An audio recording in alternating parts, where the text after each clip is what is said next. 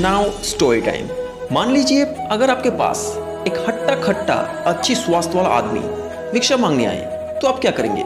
या तो आप उसे दो बातें सुनाएंगे कि अच्छे खासे शरीर के साथ हो, मेहनत करके खाओ, भिक्षा क्यों मांग रहे हो, या फिर ज़्यादा से ज़्यादा आप उसे कुछ भिक्षा दे के मदद कर देंगे। लेकिन क्या आप सिर्फ इतना ही कर सकते थे? मैं आपको एक एग्जाम्पल देता हूँ। एक बार ऐसे ही एक हट्टा खट्टा आदमी भिक्षा लेने के लिए आया और भिक्षा मांगी, पर जिनसे उसने भिक्षा मांगी वो खुद गरीब था, देने के लिए उसके पास कुछ नहीं था। वो अगर चाहता तो उसे दो बातें सुना के भेज देता, या फिर मेरे पास कुछ नहीं है आपको देने के लिए ये भी कह सकता था। लेकिन उसने ऐसा नहीं किया। उन्होंने अपनी पत्नी से पूछा, क्या इसे देने के लिए हमारे पास कुछ है?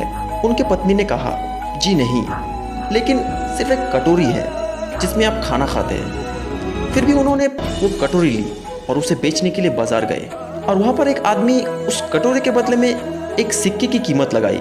फिर किसी और ने 2 सिक्के की कीमत लगाई।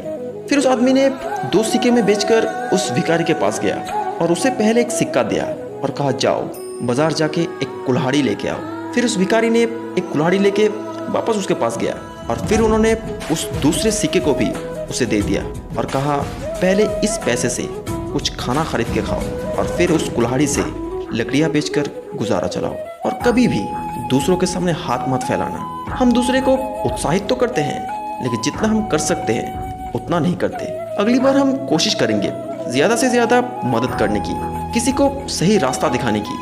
फिर इसके कुछ दिनों बाद वो भिखारी फिर से उसके पास गया, लेकिन इस बार वो भिक्षा मांगने नहीं गया, बल्कि इतने दिनों से उसने जो पैसे कमाए हैं उनमें से कुछ पैसे उन्हें दान करने गया और कहा, आपने जैसे मुझे सुधारा, ठीक उसी तरह अगर कोई ज़रूरतमंद आदमी आपके पास आए तो इस पैसों से उनकी मदद कर दीजिए। दुनिया में अच्छे काम करने वाले लोग कम नहीं हैं, लेकिन उन्हें उत्साह करने के लिए लोग चाहिए, जिसके लिए आपको और हमें आगे बढ़ना होगा। तो इस वीडियो से आपने क्या सीखा, कमेंट में ज़रूर शेयर कीजिए।